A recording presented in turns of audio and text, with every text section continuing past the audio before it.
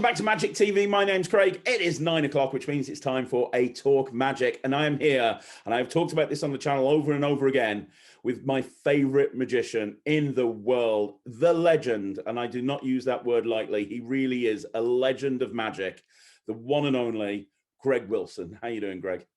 Aside from the Greg Wilson part, is that how you always introduce your guests? Nope, just you. Seriously, I have talked on this channel about you. I've done like special videos all about your material, and I've reviewed everything, and I've done so many different highlights of your stuff. And everyone, I keep asking, who do you want to see interviewed? And everyone says, Greg Wilson, Greg Wilson. So everybody who's watching this knows. You're only saying that so you can do this. Don't think I don't see this behind the scenes, my friend. Yeah, I'm doing it down here at the moment.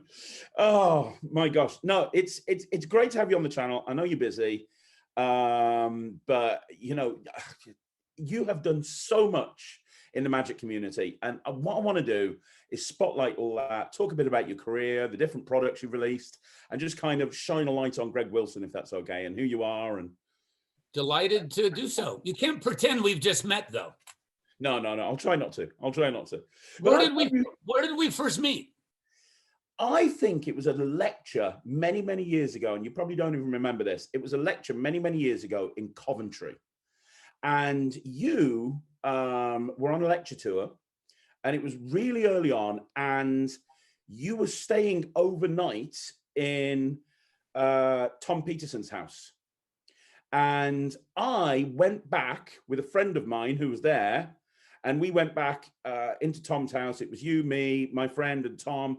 And we spent hours just talking magic. And he had this rope routine he was working on, and he showed it you, and you were giving some pointers and some ideas. And that's probably the very first time. I'd seen you before then, but I remember going over to Coventry to watch your lecture. And then it was, and then you said after the lecture, "Hey, you want to come back to Tom's house in Birmingham? I'm staying there overnight." I was like, "Hell yeah!"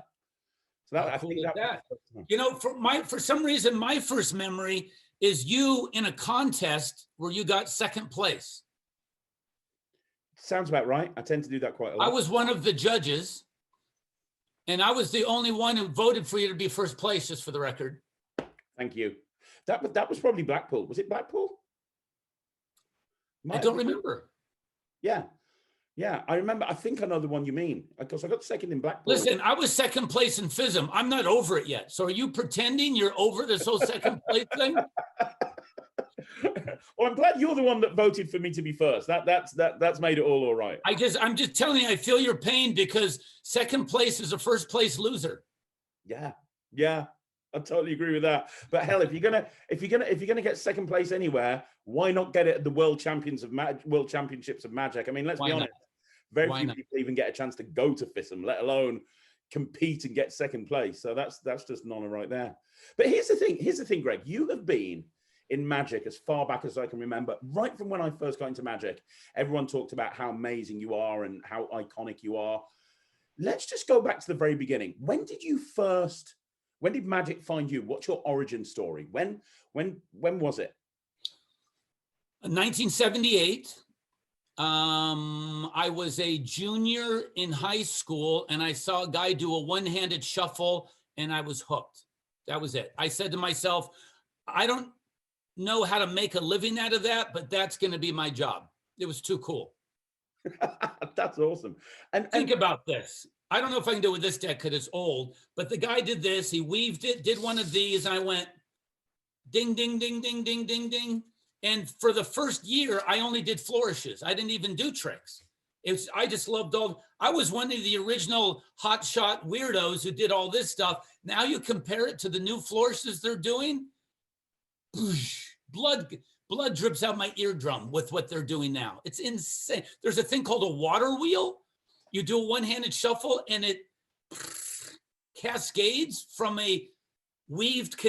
I can't even get my head. Who told that person they could do that? It's insane, isn't it? But here's the thing. A lot of people look at that as just juggling. You know, you see a lot of old timers go, well, that's not real magic. That's just juggling. That's just showing off. But you... Well, that's a categorical fallacy. It's a fallacious answer to a question Well, let me put it this way. If it's a means to an end, it's perfect for me. Like, for example, people won't play cards with me. I don't know why. Now you had a reason for it. When you see Leonard Green, he does a fancy Sybil cut, and he's got one packet up here like this, and the other's over here like this, and he's got a calculator on the table, and he's got one free finger left, his little pinky, and he goes, "Yeah, that's correct." That's hysterical. Like, that was some great calculation. So if there's a means to an end and you've motivated why you're doing it, it's fantastic. But to say, oh, that's just that, well, that's like saying in a script, well, those are only just words. Well, there's a reason for it. It's a bridge to something else. But that brings us onto something that you've done so well that a lot of magicians struggle with, which is you understand your character. You know, you're this con man, you're going to cheat people, but with a smile on your face, and people are going to love you for it. And because you understand your character, you know what you can do and what your character would do to make everything work. And a lot of magicians struggle with that.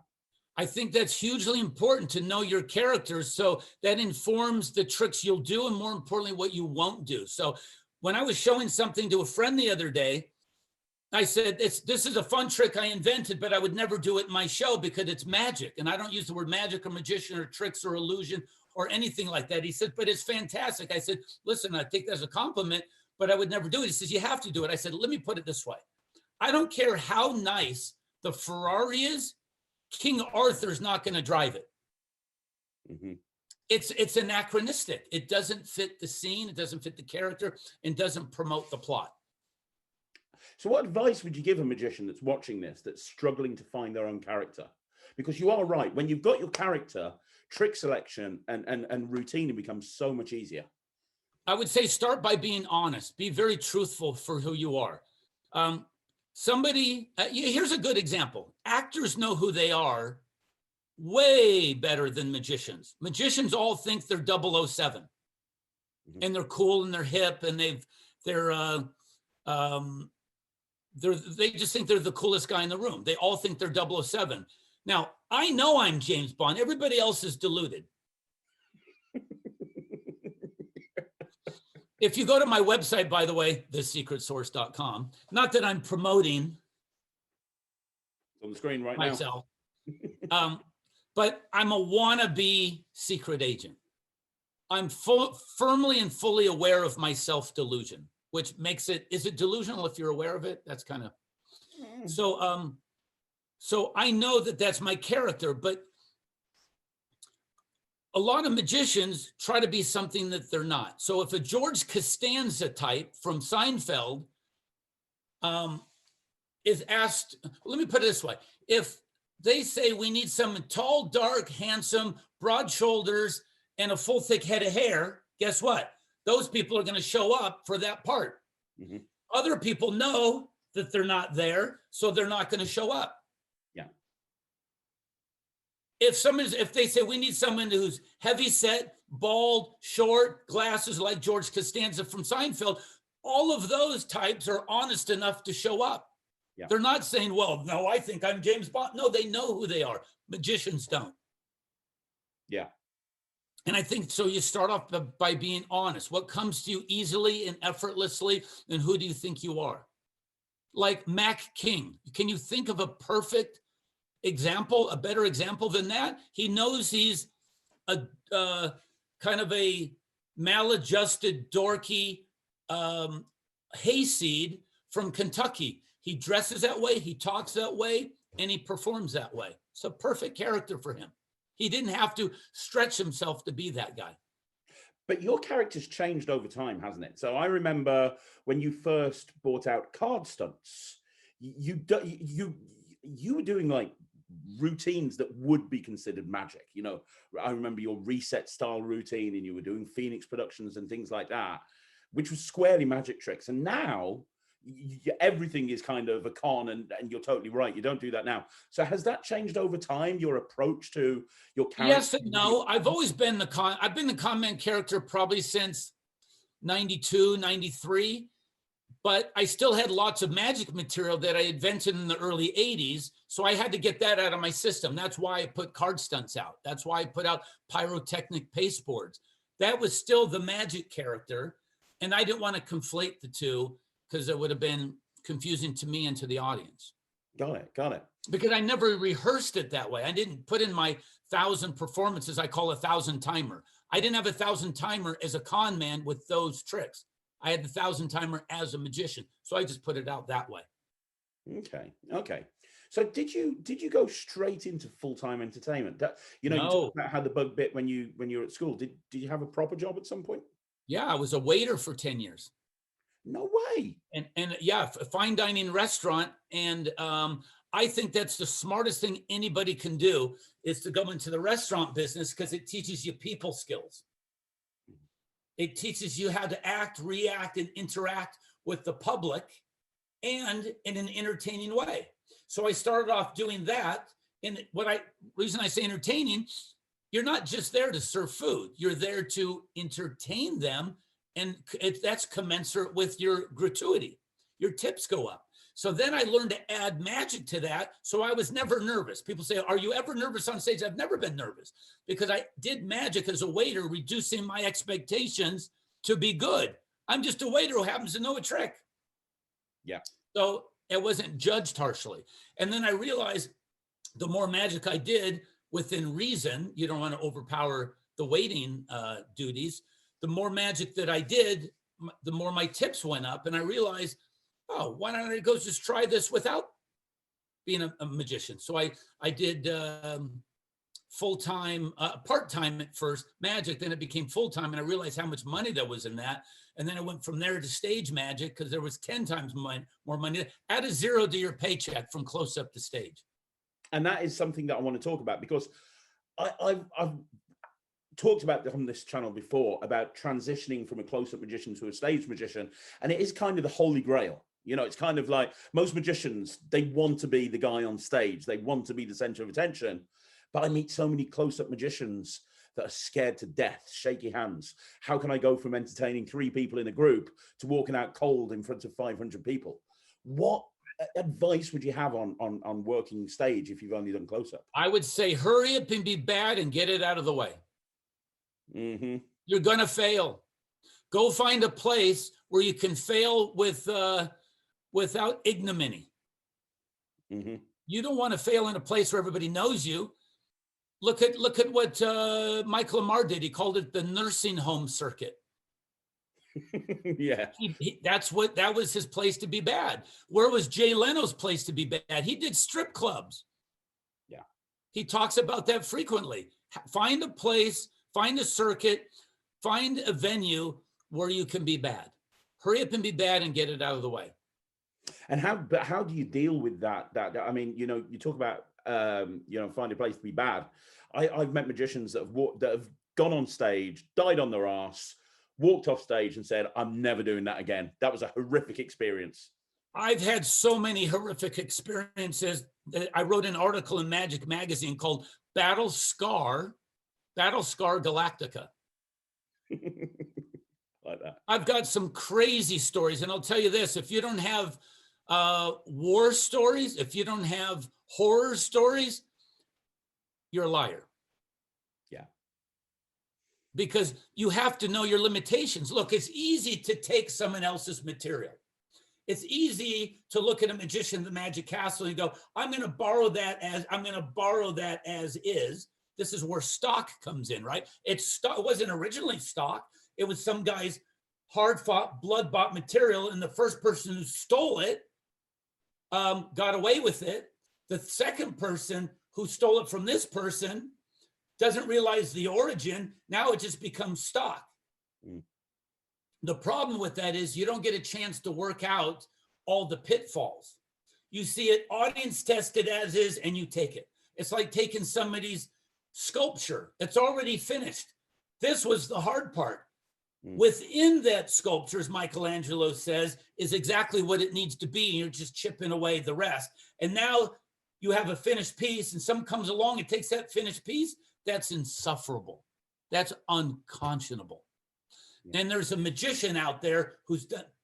There's a number of magicians who've done that to me, but one most notably takes my finished sculpture and has the temerity to tell people I took it from him. And I'll tell you this, he's a fellow con man. I won't mention his name. And you know, the problem with the magic community, I mean, you know as well as me, because you do the convention circuits all over the world. There's some amazing magicians out there. There's an amazing community of people that are fantastic, but unfortunately, there are some bad eggs out there that just don't care and just want to steal. And you know, it's kind of sad, because that person too had convinced a number of people, and he was one of the guys on the Magic Word podcast. Really? Yeah. And he got a bunch of other people to believe in his non-representation of the truth. And he's kind of gotten away with it, but yeah, well, it's not going to last forever. I just don't care enough. I don't care enough. So I just got, whatever, we live parallel lives, let him do his thing. And I mean, I think that you've got to have a very thick skin, you know, as a performer. It's something that you just have to accept. You have to have very thick skin. I just talked to somebody yesterday from the UK, and he said he interviewed Darren Brown, and Darren Brown said he has hate mail. And I remember the guy who told me this said, wow, Darren Brown, the great Darren Brown, who can do no wrong, has hate mail? Go figure. People are looking to take pot shots for whatever reason. You know, and the reason it doesn't bother me personally, because that's within them. That's something that they have to live with. And they're always going to find something wrong. They're always going to be critical. They're always going to jump on the dirty gossip bandwagon. It's just easy. It's hard to find the truth because you have to be discerning. You have to care. And I like what Blaise Pascal, the great French philosopher, said in the 1600s. You cannot know the truth unless you love it. Or unless you know the truth, unless you love the truth, you cannot know it. Yeah, totally agree with that. Totally agree with that. So and I want to talk more about the magic community. Oh, and the one thing I wanted to say, you're robbing yourself if you take other people's material, because you'll never know where you're bad.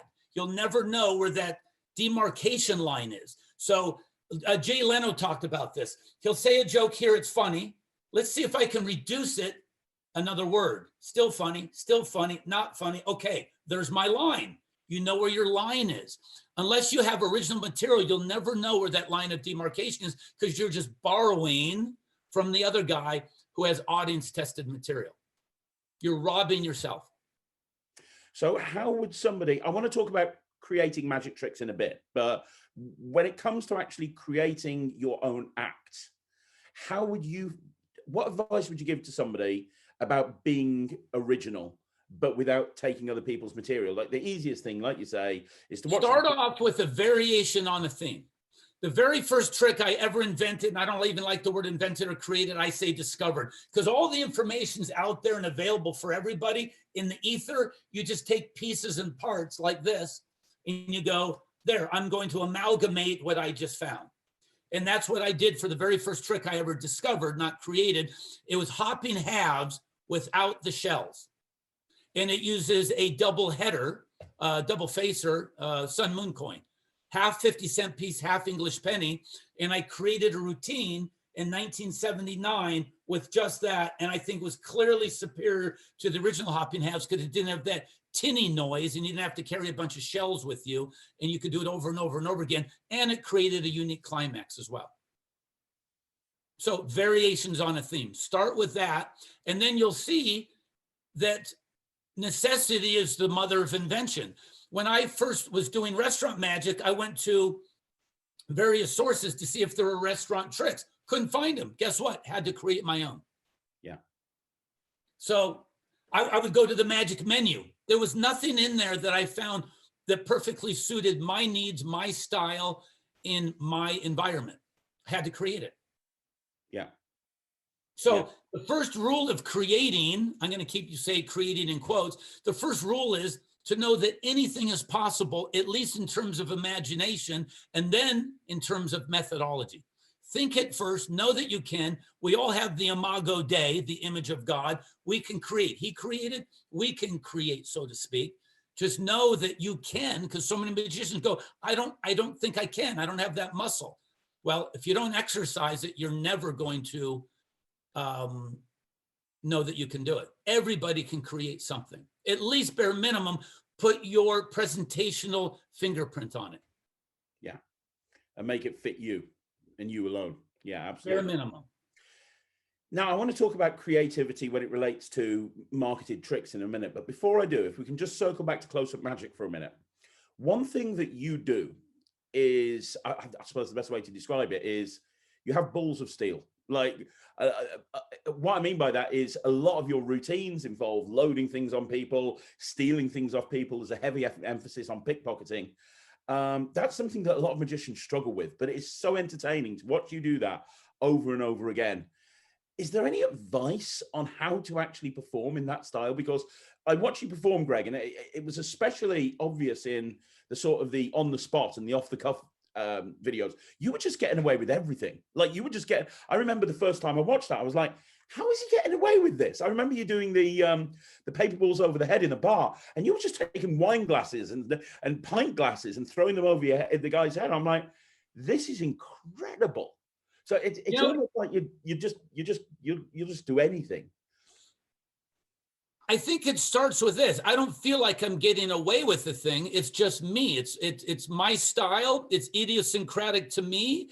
I'm like a fish in water who doesn't know he's wet. So I'm not saying to myself, oh, I hope I can get away with this next move. No, it's just part and parcel of my movements.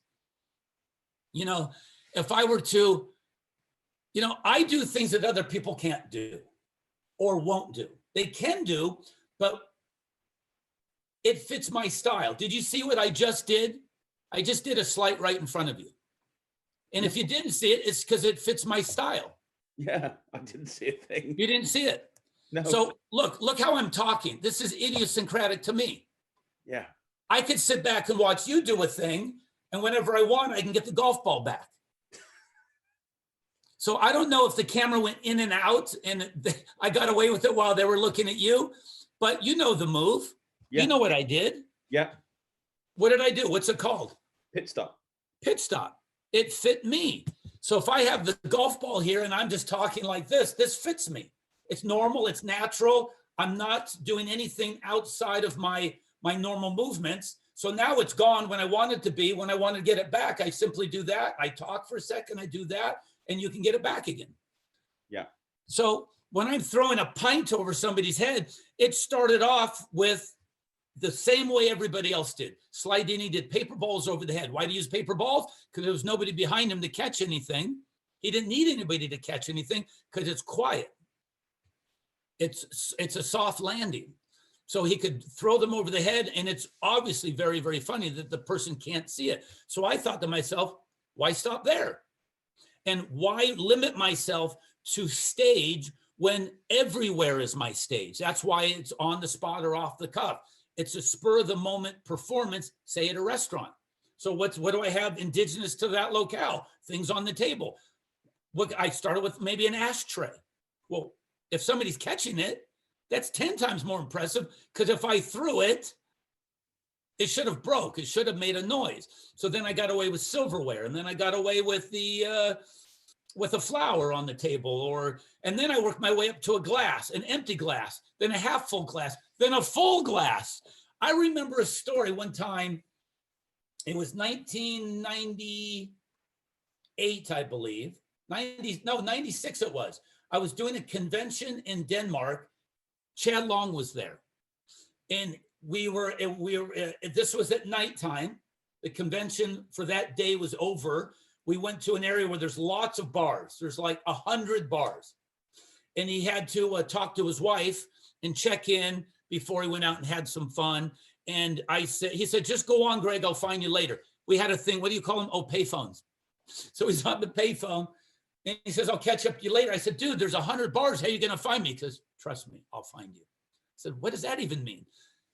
He walks down, he's 10, 15 minutes later, he walks down the street and he hears people yelling and screaming. He goes, that's where Greg is. I'm doing paper balls over the head. They're yelling, they're screaming, they're having fun. And I said, just when he walked in, I'd already made a bottle of beer vanish by throwing it over the head, and the guy caught it. And I go, how many people want to see me do it again? Raw! How many people would rather see me pour it in here and make this vanish? They're all going, yeah! And then Chad's over there going, because he knew he had to be the one to catch a full glass of beer, a pint, and I threw it. It's the funniest thing you ever saw in your life. Almost in slow motion, you can see him reach up like this and grab it. He grabbed it by the handle. And he was like this. It was so funny. He got a huge cheer. He grabs it like this, and he had one foot in the air, and he does this. The crowd went berserk. It was absolutely outrageous. And so that's when I realized many years before that, you can throw anything and everything, because it's 10 times more amazing than being relegated to paper balls and Kleenex, toilet paper, blah, blah, blah. By the way, when I stood up, I think I might have exposed my gimmick. I don't think so. I didn't see anything. No? No? We'll find out soon enough. No, I know. But you know, that's what really kind of I get every time I speak to you. Every single time we've met and we've spoke, you just have fun. You know, some magicians, they take themselves so seriously, and it's so serious, but you just want to have, you're just entertaining to watch. I can just kick back and just watch you performing to people. And I feel that way about Chad Long. He's just so fun and funny. I laugh at his goofiness because he doesn't take himself too seriously. And I think that's the best thing. That's the most important thing. Don't take yourself too seriously. Look, do you know the TV commercial from America with Dos Equis beer? No. You might recognize it another way. The world's most interesting man. I don't think so. No. Oh, you're going to thank me later because you're going to binge watch them. Okay. Go to this thing the kids are calling the internet. Yeah. But hurry, because I think this whole thing's a fad. I give it 6 months. I don't think the internet's going to last. The interwebs is going to last. So go to the YouTube machine and put in the world's most interesting man, and you will love it. So it's a guy who's the coolest guy in the room, bare minimum. Oh, no, it's the coolest guy in the world. We should at least be the coolest guy in the room. Mm-hmm. And if you're going to take on that mantle of doing things that other people can't do it with your tongue firmly planted in your cheek. Do it with a twinkle in your eye. Don't threaten their sense of order and logic. Do it in a way where it's fun and it's funny and people will like you for it, not resent you for it. If you're going to put a stinger of deception and take out the stinger and pat down the wound and said, there's still a positive value in this relationship. Mm-hmm. Do it with humor and humility. Yeah, absolutely. 100%. And I'm more modest than you'll ever be. So in case you're one. So before we get on to your marketing tricks, you mentioned earlier on FISM. What made, I mean, you at the point that you entered FISM, you were, and still are, an incredibly successful magician. You know, you're very, very busy. You don't have to worry about getting work. What made you decide to want to enter FISM in the first place? Never was a conscious thought. All right. I never said, this is the thing I need to do. This will improve the quality of my career. This will take a different path. I go, yeah, what the hell? Let's just do it. Grins and giggles. And have you got any advice for people that are entering competitions? Because a lot of magicians do enter a lot of competitions. I mean, I know you said you came second, but I mean, damn, Greg, that's second in the world championships. I mean, that's... You know what? I hear you say that, and to be dead honest with you and supremely sincere, it still bothers me. Really? Oh, yeah. When you say second, that's the... Yeah, but...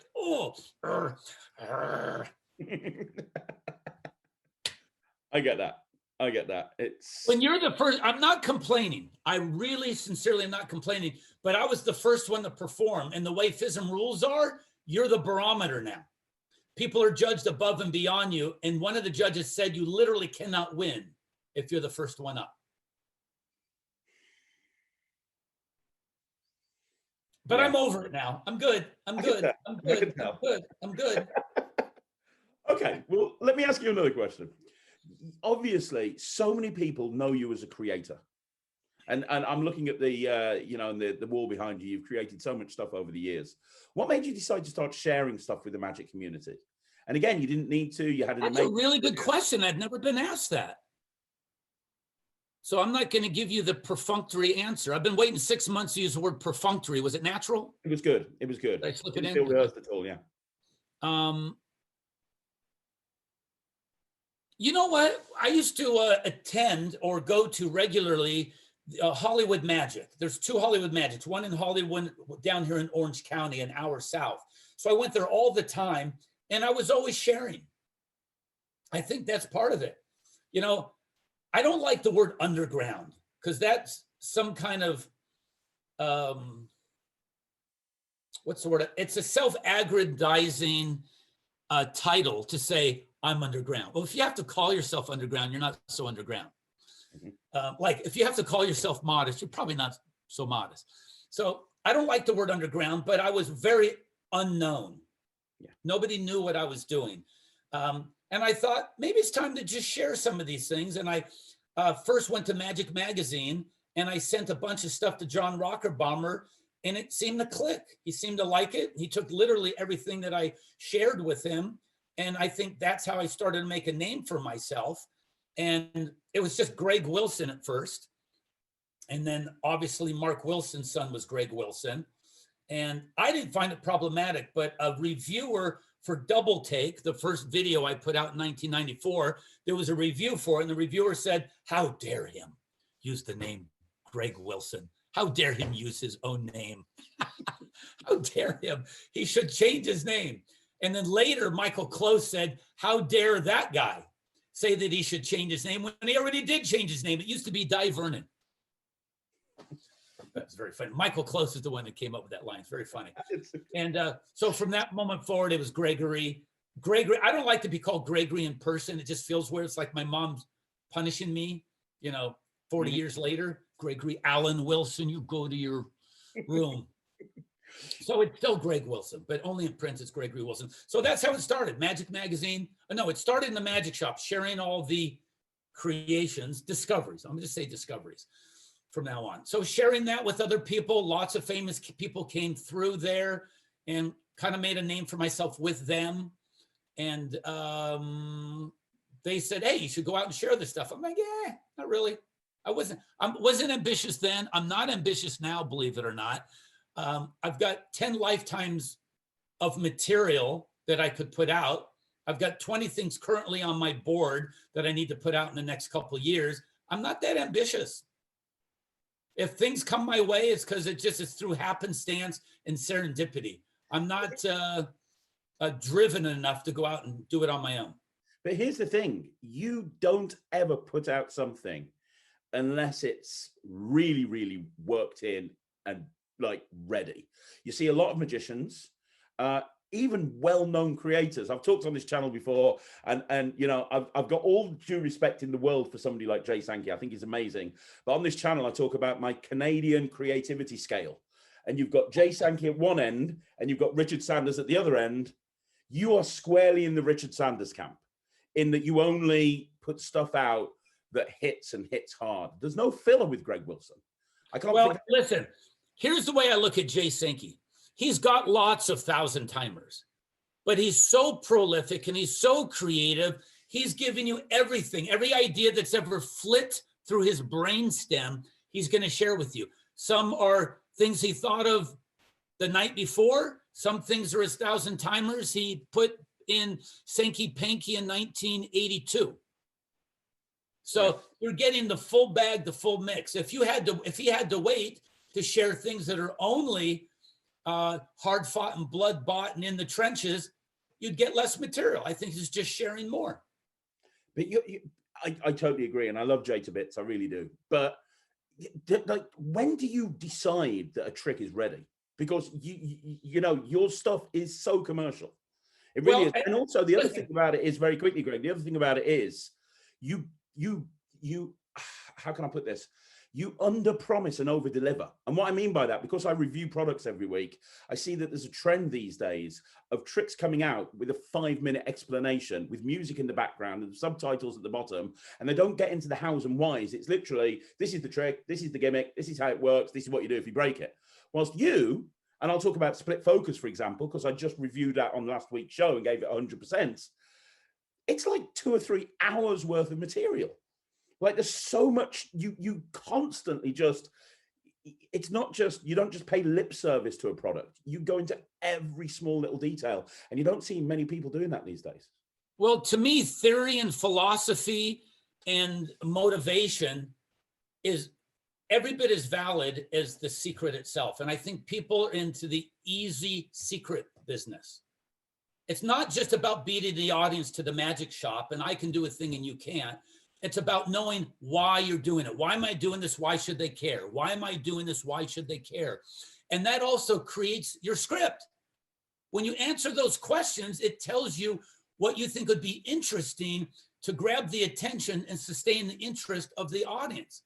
You have to have a good presentation. I'll give you a pre-presentation to make my point. I've got a new trick coming out, maybe 3 to 6 months from now, where I have a real story.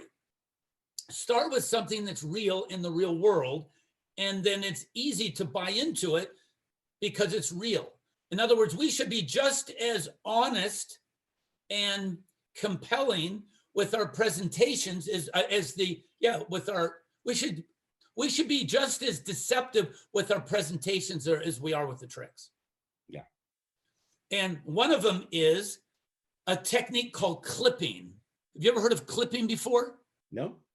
Clipping is a close cousin of counterfeiting. So 200 years ago in England, they did it all over the world, but more specifically in England, they used to take a knife and clip away the edges of the coin, not so much where they notice, but just enough to get the precious metal of silver and gold so they could sell the shavings. They could melt down the shavings and get the raw weight, yet the coin was clipped just enough where you couldn't tell, and they would exchange that money. That's why they put milling on coins. That's why there's ridges on coins. And I asked them that, you know why there's a ridge or an edge on coins? To prevent clipping. And when you explain what clipping is, they go, oh, that makes sense. Oh, that's interesting. We've all seen it. We've all thought about it, but did we ever know why? Well, the presentation of the trick explains all that. That's fantastic. So I'm not giving you the trick just now. I'm going to save that as a surprise, but it makes sense and it grabs them in. So that everything starts with honesty. Everything starts with truth. And I don't even remember your question anymore. Oh, it was just how do you work a routine? How do you know it's ready? Oh, right. Well, look at this. This is the only thing I ever put out that was not a 1,000 timer. But it's been so well received. Everyone loves it. And I appreciate that. But this is one of those things I thought somebody else must have thought of this. I did my usual assiduous research to see what's been done before me. And I saw nothing like that anywhere in the literature, anywhere on video. I have my usual team of people whom I asked, like Rocker Bomber, Max Maven, Michael Weber, Joshua J, Stephen Minch. If they haven't seen it, it probably hasn't been done. So I put this out within 3 months with Murphy's because I had that feeling in my bones. It's right around the corner. Someone else is going to do it. You wouldn't believe how many things I've thought of and other people beat me to it. Or I put out something and I beat somebody else to it. There's only so many ideas in the zeitgeist. We have 2 hands, 10 fingers, 52 cards. There's going to be an overlap whether you like it or not. So I had to quickly put this out. That's the only thing that wasn't a 1,000 timer. So all these other things, split focus, I had in my repertoire and in my pocket for 10 years before I put it out. Cold case, the deck switching gimmick, I came up with in 1992. The reason it's 3 hours and 40 minutes long, I had 20 years to think about it. It goes on and on and on. It's very true. It's very true. And you know what? One thing that I've noticed about the products that you bring out is that you put so much care into making sure that it's a quality product. And what I mean, I remember one routine I do to this day, you can't get anymore, I don't think, is freaky. And I remember when you first did the trailer for Freaky, you were in this massive factory and you were showing us these keys being printed. I'm like, man, Greg's taking this stuff seriously. He's got an entire factory printing this stuff. That, like, you know why I did that? Why? Think about it. I charged $95 for keys. Yeah. I wanted people to appreciate the work that was involved, so it wasn't in their head just a sun moon coin. Yeah. I wanted them to see, and I took them through what I called the Freaky Fun Factory Tour, so they could see the 500-ton press. They could see where it was milled. They could see the 4-axis the 4-axis milling machine. I wanted them to see every little detail so they could appreciate why they're paying what they paid. Yeah, that makes sense.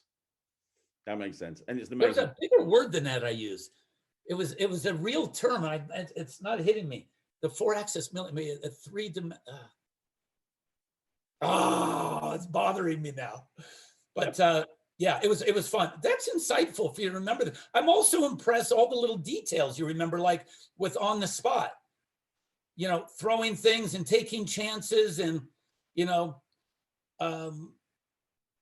things that are idiosyncratic to me, like pitch and ditch, where I throw something in my pocket like an impromptu top it. All those things are my style and they fit me, and they all culminated into those 2 videos, Off the Cuff and On the Spot.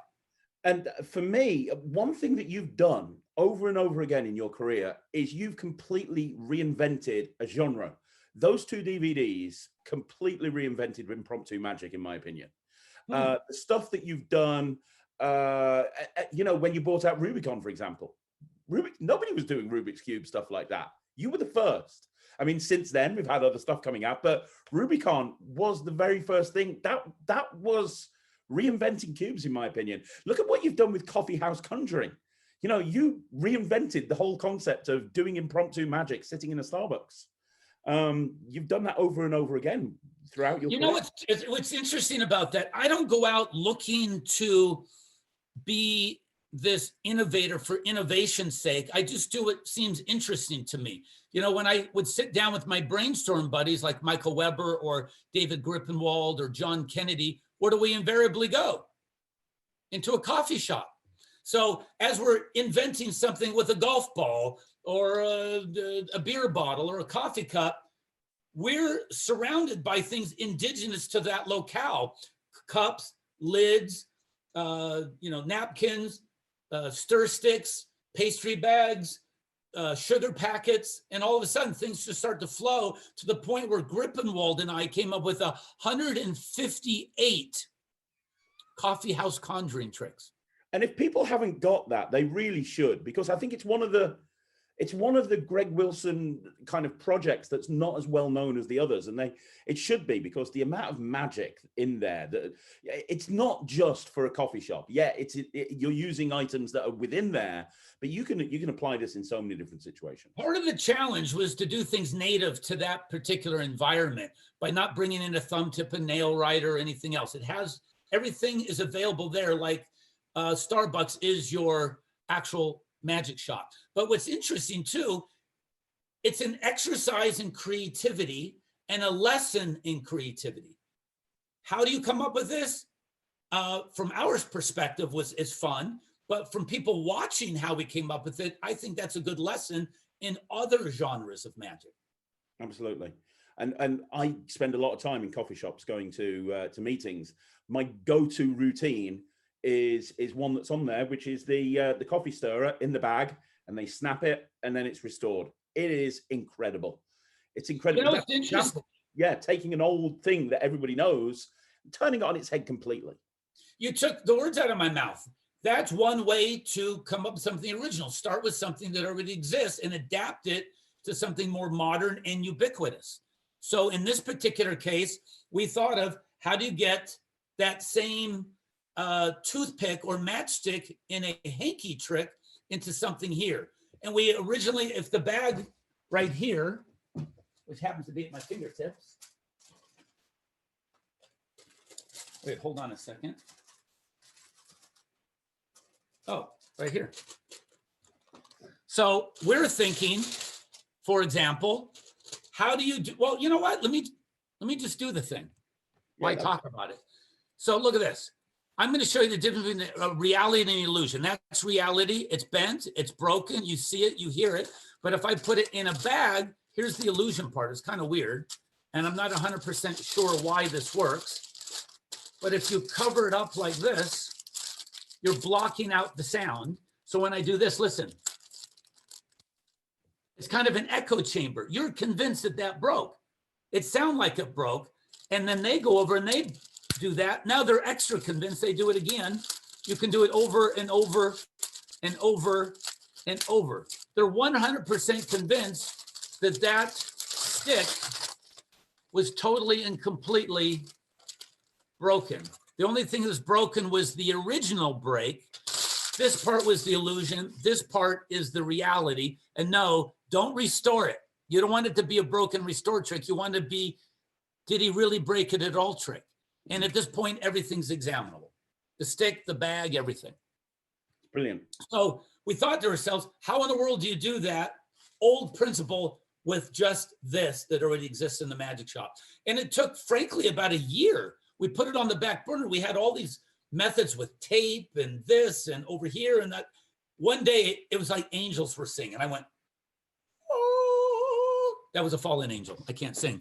But the point is, when we finally got to that, it was just the sweet smell of deception, because tell them how stupidly simple it is. You don't have to tell them how it's done, but how simple it is. It is the most ridiculous. You can literally just walk over, grab yourself a bag, have it set up in like 3 seconds, and it kills. I can't tell you the amount of business meetings I've had with people in coffee shops, and I've sealed the deal with that stupid trick, because it is so much more organic meeting somebody in a coffee shop and doing something like that than pulling out a deck of cards and saying, right, pick a card. You just took the words out of mouth. Not a place to bring out a deck of cards. And you're a little bit off when you said the setup time is 3 seconds. It feels like it. It's a solid one. It's so amazing. And by the way, it was the weirdest thing how I thought of Rubicon. I was in Starbucks. I remember which one it was. I remember what table we were. And something like it was divine, a divine gift, just pierced my brain. And I went, what? No. So Grippenwald knows when I look up like this, time to be quiet. And I do the same thing with him. Because invariably, if he does this, he's going to produce something profitable. And I don't mean with money, just something really, really good. So I was doing this. And he's like, and I'm going, no. What? No. Could that, if you did and I'm trying to do it topologically in my mind with the gimmick that I have in Rubicon and then the thing, and would that work? No, that couldn't work.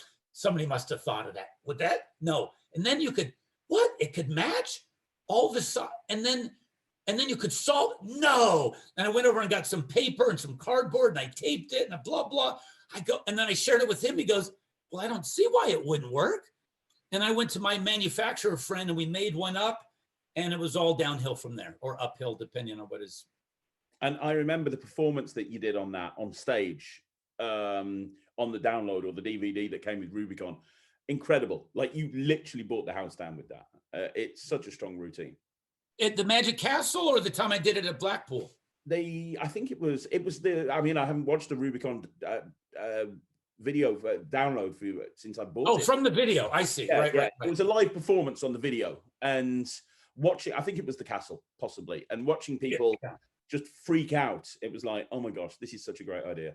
And then other people joined the bandwagon and they had their own versions, which I thought were super clever, like Henry Harris. Mm-hmm. The thing where you touch them, and I won't give away the secret, but it involved panels. I thought that was supremely clever. But, and I've said this to Henry, because I interviewed Henry on this channel, and I said to him, you're talking about Venom Cube. It's very, very clever. It's amazing. Yeah. But for certain performers, Rubicon is still the best option. Venom Cube is great for certain people. Rubicon's great for certain people. I remember watching David Penn review that, and he said that Henry's is clearly superior to Rubicon. One man's opinion. I'm not disagreeing or even denouncing him. I personally think, it sounds self-promoting, I personally prefer, I'm not saying it's better, I prefer Rubicon because it's one and done. It literally takes a half a second and you're done. And you don't have to worry about the extra this and that. And the setup is instantaneous. Yep. So, but the only reason I brought that up is to say how clever he is by taking something and running with it. For example, Richard Sanders took Hundy 500. I got the original idea from Patrick Page in his trick called Easy Money. Then I applied it from, he had newspaper print or blank paper to money. I went from money to money, from $1 bills to $100 bills.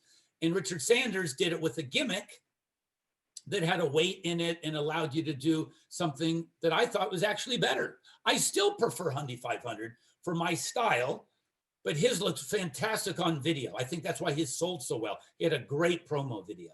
So I don't fault somebody for taking the ball and running with it. That's what magic is. Magic is an evolution. Make it bigger, better, faster, stronger. Absolutely. But that brings us back to, like, one thing that I've noticed. Oh, by the way, when mine's called Hundy 500, and when I show my version to people who are a new generation of magic, and they go, "Oh, is that the Richard Sanders thing?" I go,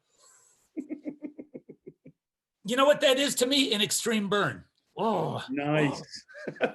But it's true, you know, we need to, newer magicians, and I've talked about this on the channel, need to understand that it's not always the latest, greatest thing. This isn't maybe where, you know, there's been things that have come before that have, you know, resulted in this product. But one thing and of course, Patrick Page gets all the credit. Easy money. 1958, I had a conversation with him about this. In 1958, he came up with that. In 1959, Fred Capps went to an IBM lecture, saw him performing it, and changed the method a little bit and borrowed it, called it Flash Cash,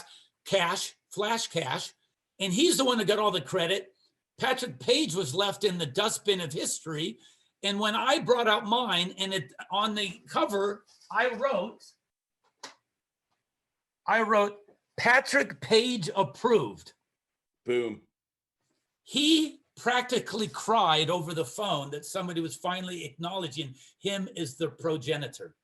That's great. And you know what I did? John Lovick suggested this. He says, you should compensate Patrick Page for you putting this out because you made a lot of money with it. I said, you know what? I think you're right. Because the trick is turning 5 ones into 500s, in the mail, I sent them 5 $100 bills. That's incredible.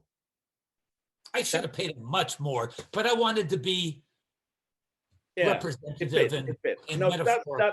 you know, that's such a nice thing to do, because he probably, I knew Pat obviously, and he wouldn't have expected that. You know, he wouldn't have expected that. So yeah, you could have very easily just not done that. So the fact that he wrote a lovely letter back to me that I just did. He wrote a lovely letter.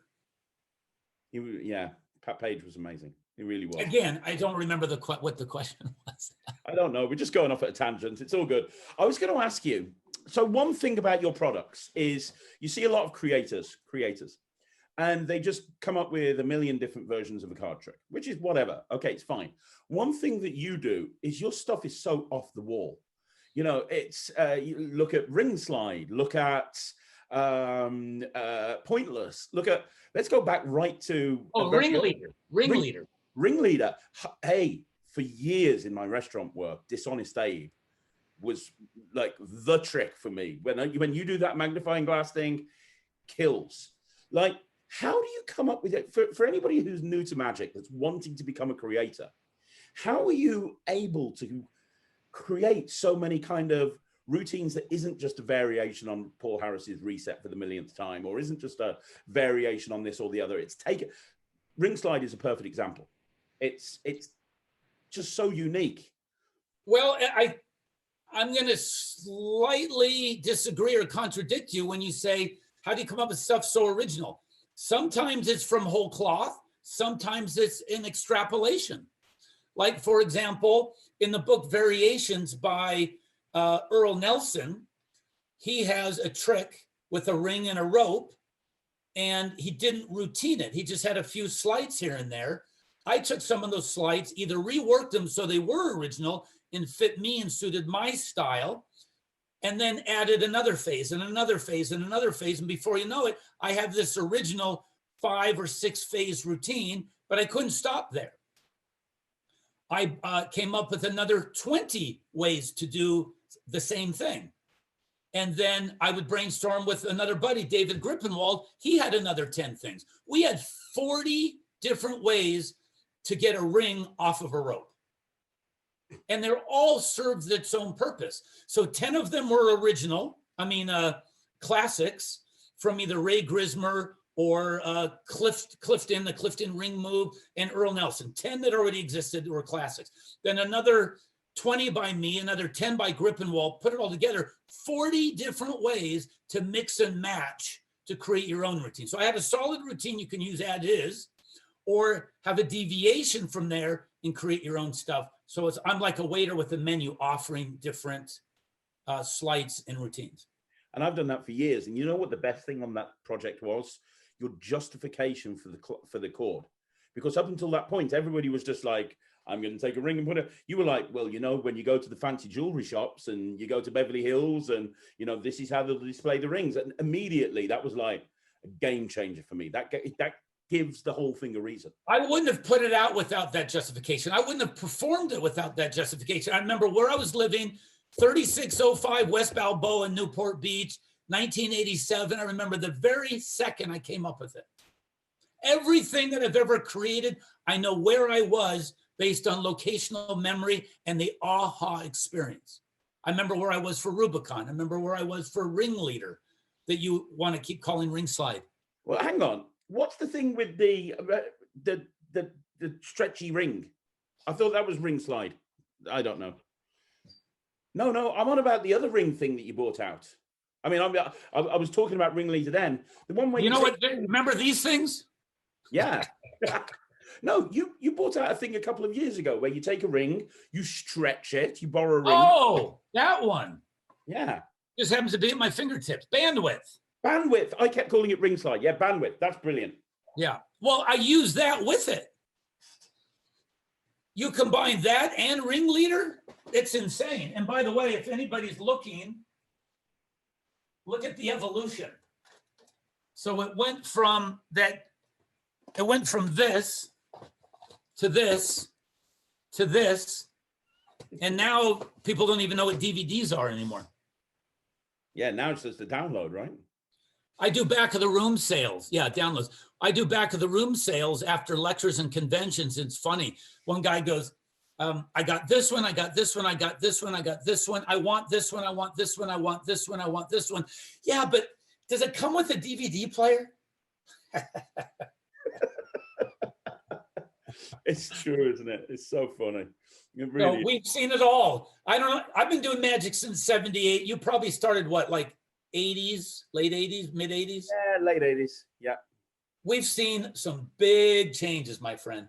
Yeah, we really have. And I can't believe I'm almost 40 now. It's crazy. I know, right?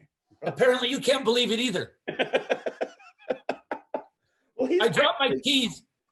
You talk about things changing. I want to pick up on one thing that you mentioned earlier on, which is when you started creating, you sent a whole bunch of things to Rockenbomber, and he published them, and that was great. I think there's a problem in the industry these days, which is people come into magic, and we put the creators of magic or the discoverers of magic on pedestals.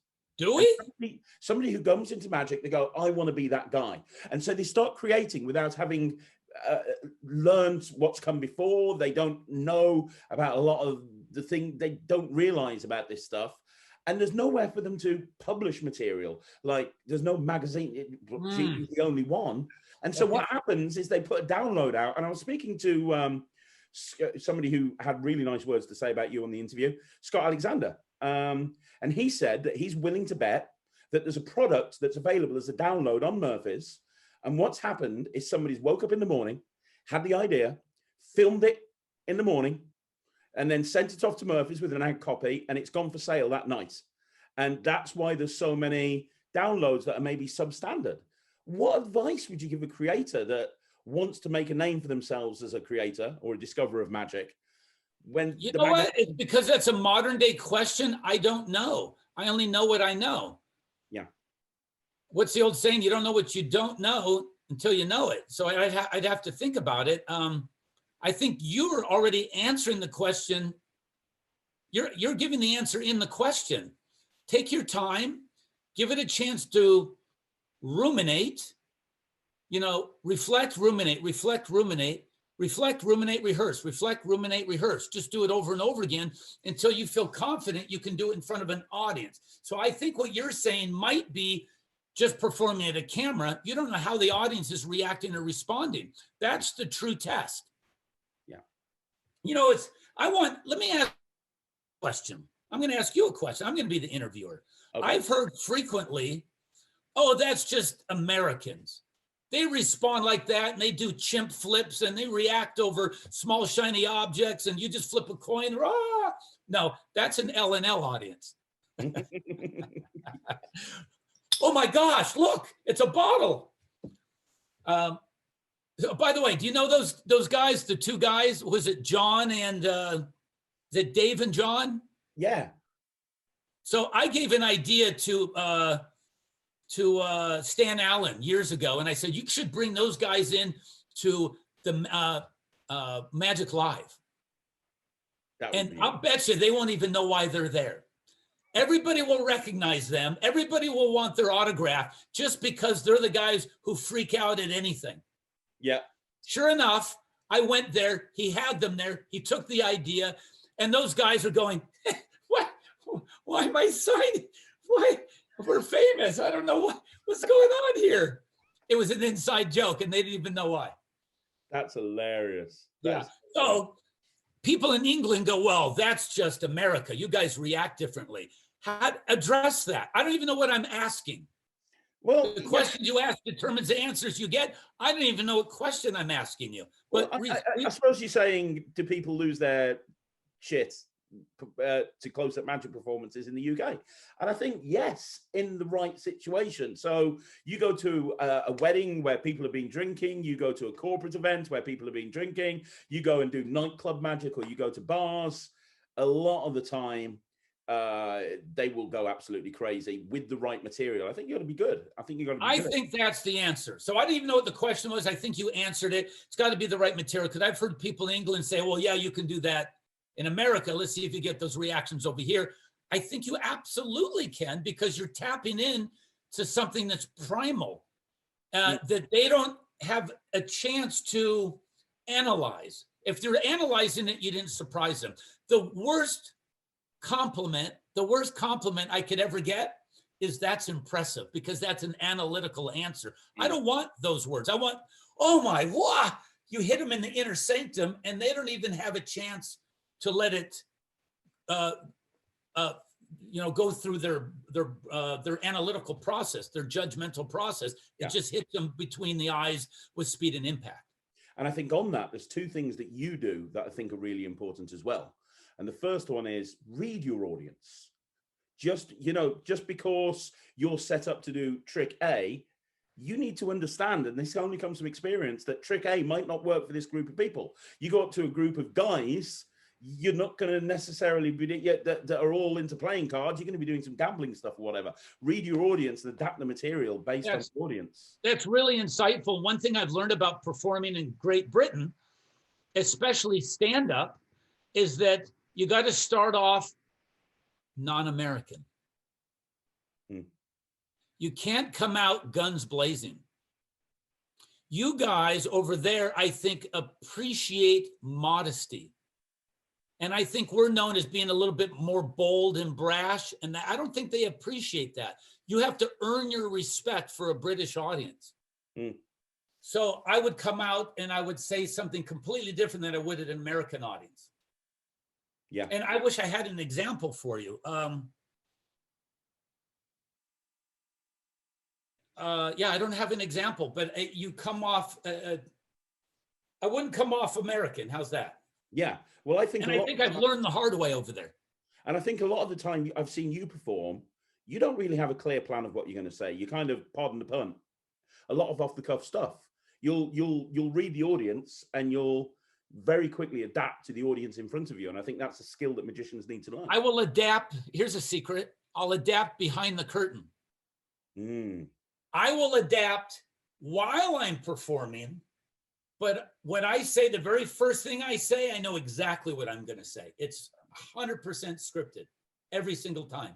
Because you can't take a chance in the beginning, because you only have one chance to make a good first impression.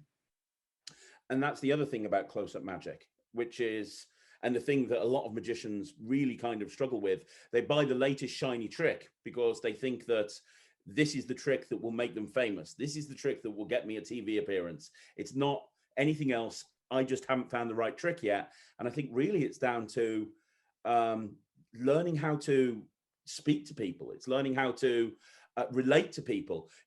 When you think about close-up magic, the hardest part is that you've got to walk over to a group of people who are probably deep in conversation with each other. And within 3 seconds, you've got to grab their attention and get them to want to love you and listen to you and watch magic when they had no intention of doing that a couple of seconds before. I've got the perfect line for you. And this fits for Americans in America and Americans in England, because it's not bold. It's bold, but it's modest at the same time. It's my opening line for close-up all the time. When I rarely do close-up for groups anymore. I prefer just stage. And if I ever do a close-up show, I do it after the stage show. Listen, before you guys leave tonight, let me just explain. If you liked what I've done here on stage, I'm going to come down and do a close-up show for you guys for 20 minutes. It's much better to do a full show for 20 minutes than go to group to group to group, and they only get 3 to 5 minutes of you before the show starts. Yeah. The reasoning is, of course, you say to the event planner, if I do that up close first, then by the time I go on stage, they know me and they like me and we already have a rapport. Obviously, all that works. I've used that line forever. But one day I didn't have time. They said, you got to do the stage show. You got to do it now. We don't have time for close-up.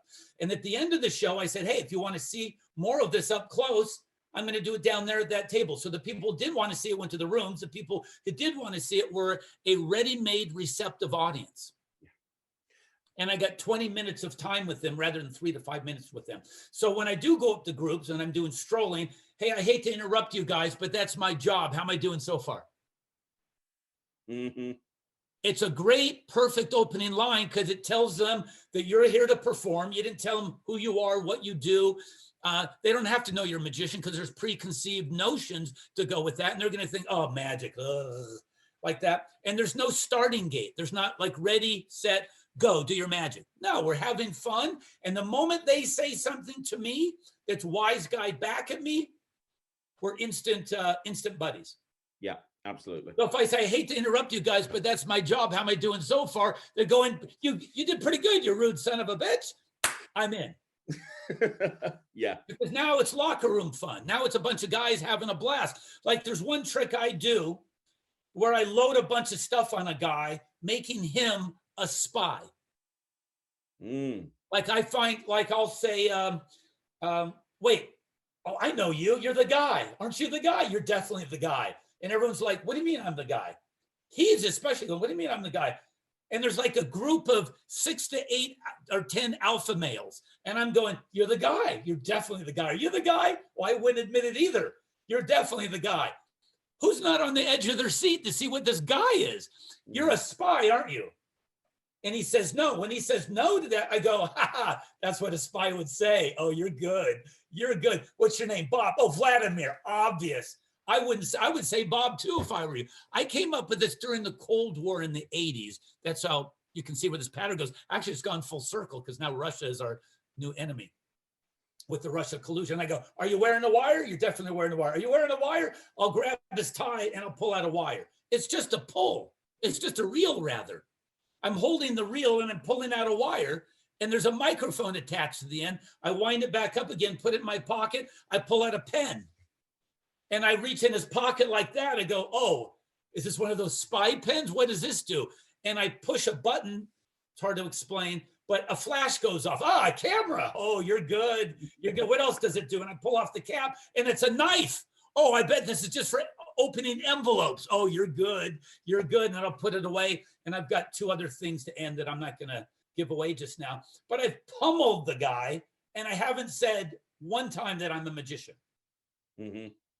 There's a lot going on, and that group is just walking away spent, just intellectually and visually spent. And when I leave, that guy for months, if not years, is known as the spy. I'll come back and do the show again the next year. Hey, that's Bob the spy. It's a running gag that the guy has as a playful moniker for the rest of his career at that company. And that's an example of entertaining a group of people and not even using magic, not even going, pick a card, any card. How do you become unique? I don't even bring cards to a show. The only cards I bring are these double blankers in a trick that I call point blank from pasteboards. And amazing. You know. Hey, by the way, you mentioned something to me the other day when we were setting up this interview, something that you liked. And I'm going to bring it up because I didn't think of it. I thought of the routine around it, but the original idea, super clever, was by Justin Miller. Do you remember what it was? I can. Yes, it was on Split Focus.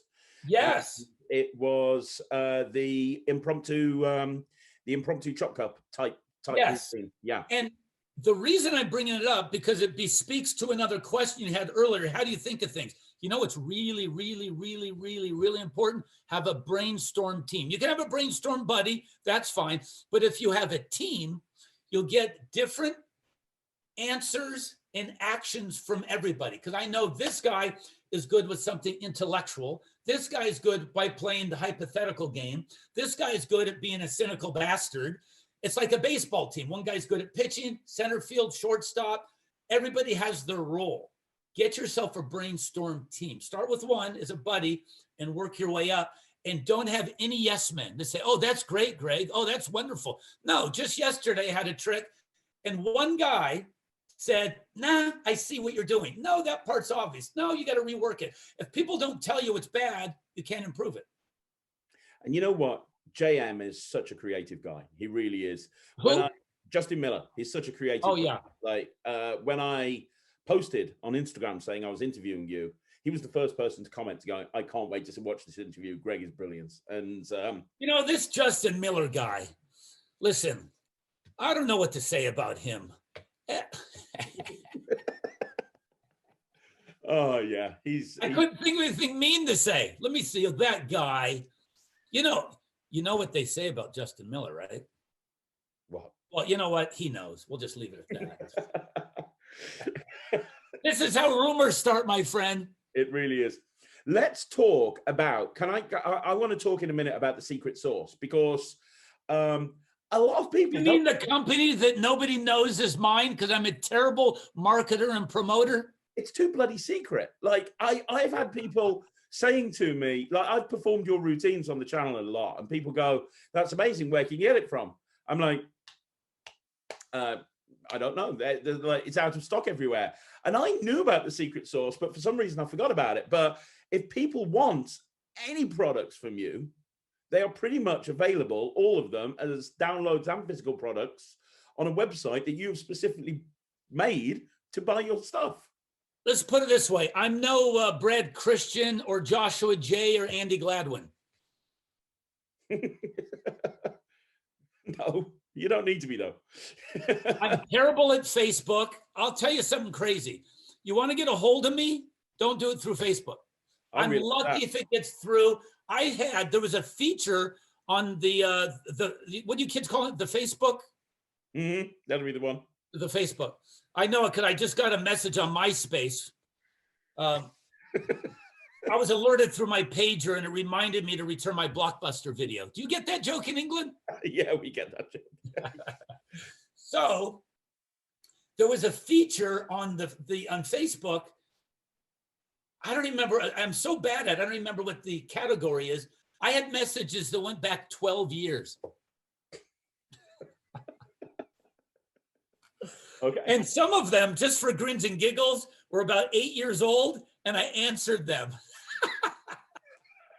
about a month ago, just to say, "Oh, I'm here. So, sorry to get back to you so late, but oh my gosh, I'm the worst." So I'm going to put it up at the bottom. It's The Secret Source, right? TheSecretSource.com? Yes. Yeah. Okay. Don't forget the. Yeah. TheSecretSource.com. And pretty much everything's available. Now, I raved about something on this channel, and for some reason, people haven't heard of it before, which is pointless. You still have that available? Is it still available? Can you perform it? Sorry it takes so long to find it. This is my opener for walk around. I absolutely love this pop. Like, this is, you know what? Incredible. It's perfectly impromptu. You carry it with you all day, every day. When somebody says, show me something, you never have to pat yourself down doing the Macarena saying, oh my, what do I have? It's an instant go-to thing. And I get out of more speeding tickets with this, which means that I haven't learned not to speed. And I've actually got a video of a cop saying how I got out of the speeding ticket. And it's kind of funny because he's from, this is from Virginia, and they got an accent, kind of talk like that. And he doesn't call it a pan, it's a pan. It's a pan. I said, how did I get out of the speeding ticket? He goes, well, it was the pan and the numbers. What do you mean the numbers? Well, the amount of change in your pocket. So I did exact change for him. And I'm going to see if I can find this. It'll make you laugh. Let's see here. Oh, here it is. So I get out of the speeding ticket by doing those two tricks. He even let me get out of the car to show him the trick. It was funny. And it's just, again, humor and humility. How do you want to be persuasive? How do you want to influence people? Humor and humility. People don't want to be, cops don't want to hear, I didn't do that. Everybody argues with the cop. I do the opposite. I got pulled over last month, speeding down the freeway. Cop comes over. There's a different story than the Virginia one. Cop pulls over. I got a lot of stories. This is kind of sad. I should learn how to slow down. Cop pulls me over, comes over to the passenger side. I roll down the window. He looks at me, and I look like an umpire at home plate saying safe. I went, guilty. He laughed his ass off. What do you mean guilty? You're admitting what? No, but you're supposed to argue. Give me a chance to put, no, guilty. Laughed his ass off. And he said, what are you talking about? I go, oh, I was clearly speeding. He goes, yeah, it was like a Bugs Bunny cartoon. Right, wrong, right. No, you're right. No, you're wrong. Then he argues for you. He was mentally counter-arguing for me. And he said, what were you speeding for? I said, oh, I have to get to the post office. He says, why is that so important? It's about to close. Well, why is that so important? Well, I'm a professional magician and I have tricks that, you're a what?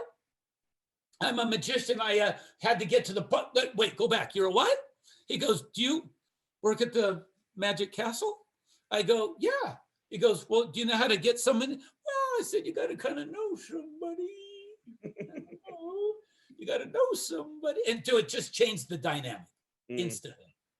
And I said, I can get you anytime you want. Just remember, you asked before you let me off with the speeding ticket. Your eyes are getting heavy. They're getting sleepy. Before, you asked me before, they're getting heavy. They're getting sleepy. And so the point is, you'll go back to the car. There's no, what is that line? What's the Star Wars line? There's no druid here. These are not the droids you're looking for. These are not the droids you're looking for. Warning. The keyword is warning. The keyword is warning. He goes back, he comes back. Listen, I'm going to give you a warning. And I said, let me ask you how I got out of the speeding ticket. And I have him on film, by the way. I said, how did I get out of the speeding ticket? And he goes, I'm not quite sure yet. I haven't quite worked that out yet. I said, do you feel hypnotized? He goes, maybe. And I go, just for grins and giggles, how fast was I going? Just so you have a base of comparison, 65 is the speed limit. He says, I clocked you at 105. If you go over 100, that's automatic reckless driving. They could handcuff you, tow your car, take you away. And I said to him jokingly, because I already had a rapport with him, I said, oh, good, I slowed down just before that. Because I was really going about 120. Oh, wow. So look at this guy. So I said to him, can I ask you how I got out of the speeding ticket on film so my friends can get a kick out of this? YouTube friends. And he says, absolutely not. You can't get my likeness. You can't get my badge. You can't get my patch. You can't get anything. He goes around the block on his motorcycle, comes back, goes, what the heck? Let's do this thing. Humor and humility. So look, I hope you can hear this. Oops. I took a screenshot. I don't want that. Hold on.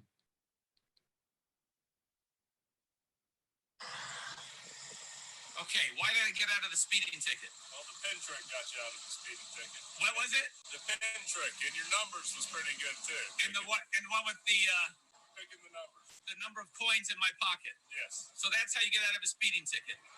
So it wasn't just the tricks; it was also. Well, you got to be nice too. You got to be. So it helped to be nice first. Yes. Well, then I'll be nice and Have good tricks. have good tricks. Thanks so much. What's your? Don't tell us your name. It's all anonymous and it's all off the record. All right. Boom. As I lean into his patch and his name and his police force. That is brilliant. That is brilliant. It's so fun. Now, interestingly, I have a very specific get out of jail trick. I just gave away the punchline. So here's what it is. It's a trick I came up with 15 years ago, and it's guaranteed. I've asked, not only have I used it, I've asked cops who are not on duty if they would let me off based on the effect that I described to them. I don't even finish yet, and they say, hell yeah. Hell yeah. Hell yeah, I'd let you off with that. So the trick is called cop-out or cop-outs. And I've got a portfolio. On one side is my license, my registration insurance, and the other side is a playing card. He says, well, where's your license? I go, this is more important than my license. He goes, what? It's a playing card. I said, how amazing would it be if you named any playing card in the deck and that was it? Would you consider, I didn't say, would you let me off? I didn't say, would you give me warning? I want to give him the power. Would you consider the possibility of letting me off with just a warning if that matched the card you named? Just a possibility. They say, yes, of course, because they're playing along now. It's a curiosity headline. They're on the edge of their seat. Why wouldn't they want to play along? I take it out, name a card. 4 diamonds. 4 diamonds, I pull it out. It's the Queen of Hearts. I'm wrong. And I forgot to tell you this. Before, my pattern is this. Before I reveal it, I said, listen, if I'm right, you consider the possibility of a warning. If I'm wrong, you can take me to jail. I'm that confident. He goes, what do you got? I pull it out. I'm wrong. Before you put me in handcuffs, watch this. Watch it change. And I go, whoosh. What does it change to? The 4 of diamonds? No. No? It changes to a get out of jail free card. Because what was my pattern? You can take me to jail. It's the perfect bridge. He laughs his ass off. I hand it to him, but that's only the amusing. Are you ready for the amazing? Yep. What was the name of your card? 4 diamonds. You turn it over and written on the back. Did you say 2 or 4? 4. Written on the back, it says your card is the 4 of diamonds. I said, sir, you keep that as a souvenir and you can keep your ticket as well. I'm a giver. You can keep all of it. And you got a great story for your friends. Look at all the things I'm giving to you today. I'm a giver. I'm a pickpocket, but I'm also a giver. Come on, just for the story. Come on. Come on. That's amazing. That's amazing. And it works 100% and it's stupid easy to do. And have you ever released it? No, but I can't actually believe I said that out loud. Now I'm going to have to come out with it sooner than later. Is it one of the 20 on your board? Yes. What is it? Yes. Yes, it is. Push it to the top. I got to push it to the top now. So look for it to be cop out or cop outs. That's amazing. Well, before we started talking about police, I was wondering, would you perform pointless? Oh, yes. You mean the way I did for the cop? Yeah. Just because I've raved about it on the channel. And I'd love people to see you doing it, because I remember the first time I saw you do this, and I bought 5 of them. I don't know if you remember. I bought 5 of them because I didn't want to ever be in a situation. I do remember that. So you can buy replacement pens. The trick's $45 with a DVD, a thing called a DVD. But if you want just the replacement pen, I sell it for like $25. I shouldn't have said that. Now they're going to only buy the pen. You got to get the download, because it's typical Greg Wilson. You've got so many different handlings. I've got to do downloads. I got to jump up in this new millennial bandwagon. So let me say this before I show it to you. I call this my free upgrade trick, because literally 100% of the time I get a free upgrade with whatever I ask for. So if it's it could be a free upgrade for a hotel room, a free upgrade for a better hire car, as we call rental car. And in the good old days, I could get a free upgrade in an airplane, the first class or business class. They're getting a little bit more wary now with that, because those seats are accounted for. But I still can get free upgrades even on airlines, right place, right time. And I say that because of, well, let me just show you. I'll tell you why it's a free upgrade. So I say, look, I'm going to show you something amazing. And if it's amazing, you're going to want to reciprocate. It doesn't make sense now, but you'll see why in a second. Look, it's pointing up. Now it's pointing down. You with me? Mm-hmm. Up, down. Don't look away for even a second. That's up, that's down, and now it's pointless. Well, not for good. You just have to know where to look. Look, we'll do it again. I'll do it again. I'll give you a chance to get your money back. They go, money, what? I go, yeah, you're only down $20. You'll get your money back here. If I do this, which way is it pointing? That way. That's what most people say. Oh, this is where I say you're only down $20 because this is the first time guessing. I'll give you a chance to get your money back. Which way is it pointing now? That way. I'm sorry, I didn't hear. Say it. What's that? That way. Oh, you saw the what move? Not what move? No, I'm trying to help. Why are you fighting me on this? I'm trying to help and you just don't listen. What's going on over here? Look, I'll do it one more time, but this time I want you to grab it right here. So they grab the middle. They get a firm grip on that. They obviously know which way it's pointing. I say, don't look away. Don't look away. It's done. Do you see it? There's always got to be a move. That's the move. And they're left holding this and they go to take this. Don't take the cap off. Don't take it off. And they take it off defiantly, and everything's totally and completely examinable. And if they wanted, and they've even done this. They see it's a normal, natural, everyday pen. And the one time I did this for a celebrity, I was using a red pen. He bit it as I was talking to somebody else, as if there's somebody more important than him. It was Bryan Cranston from Breaking Bad. So I turned away. I came back. He had red ink all in his hand. He was caught red-handed everywhere. And he's an actor who will never forget me, even if he tries. The whole night, he couldn't get that on his shirt, everywhere. That's brilliant. That's fantastic. But it's the perfect trick for, virtual shows as well. A lot of people are doing virtual shows at the moment. Watching you do it there, it's so visual. You don't. It's better if people are here in person because they can hold it. But for a virtual show, it's great. I've used it in my Zoom shows a lot. It's so much better if they're holding it because they can examine it afterwards. But yeah, it's fantastic for that. Now, the original idea, to give credit where credit's due, is a guy named Christian Greiser, whom I met at a lecture in Ohio. And I say it right here on the back of it, original concept by Christian Greiser. And on the DVD itself, he shows his original routine to show how different mine was. Did I just expose my gimmick again? No, I don't know what gimmick you're not exposing that? No. Okay. What gimmick? For a trick that I'm going to apparently do spontaneously soon. Oh, good. I'll look out for that. Can we talk about split focus? Because that's the latest thing that you've brought out. And I reviewed it recently. And one thing that I said is it allows people who haven't got much experience with coin magic to be able to do coin magic very, very easily because the gimmick does all the work for you. Makes you look way better than you are. Yeah, totally. And it takes all the trepidation and anxiety out of the trick for fear that you're not going to get the right angle and the perfect sleight when the gimmick does all the work for you. And you had so much material on there and there were so many different things I loved.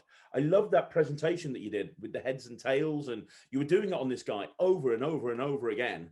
And you were just fooling him over and over again with this whole heads and tails pseudo explanation. I don't even think he knew he was watching magic at that point. And I spoke to the guys at Murphy's recently. That's insightful.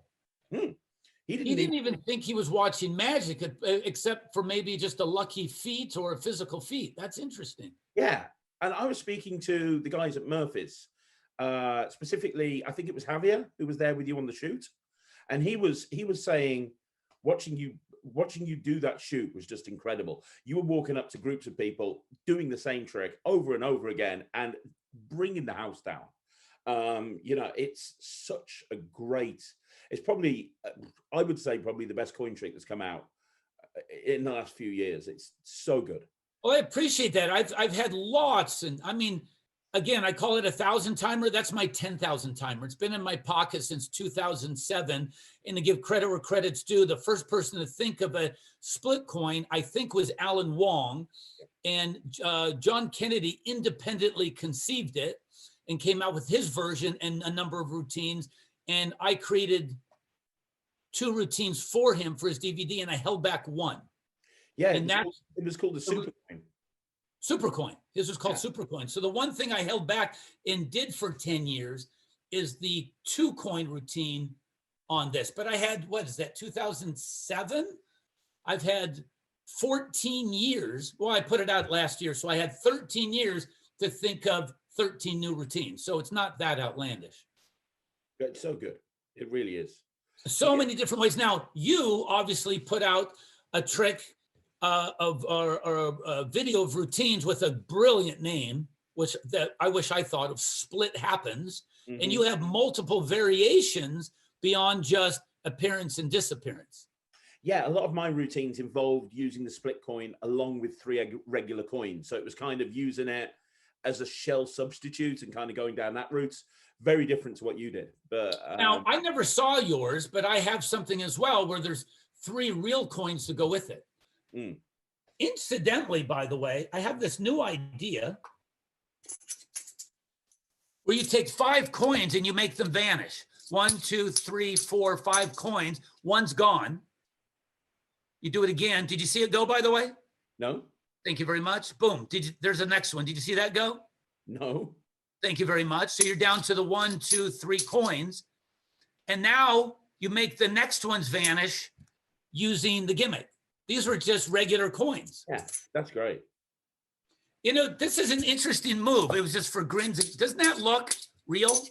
That looks great. It's just 3 coins. 1, 2, 3. But I'm not doing that. 1, 2, 3, 4, 5 coins. That looks incredible. You see it and you hear it. I'm just doing this to get a little glint of light. So it's 1. I've never showed this to anybody. You're literally I showed it to other magicians, but never in mass. 1, 2, 3, 4, 5. That looks so deceptive. 1. Hope I got a stunt double up here. There we go. Oh, no, shoot. I got to get that one. Hold on.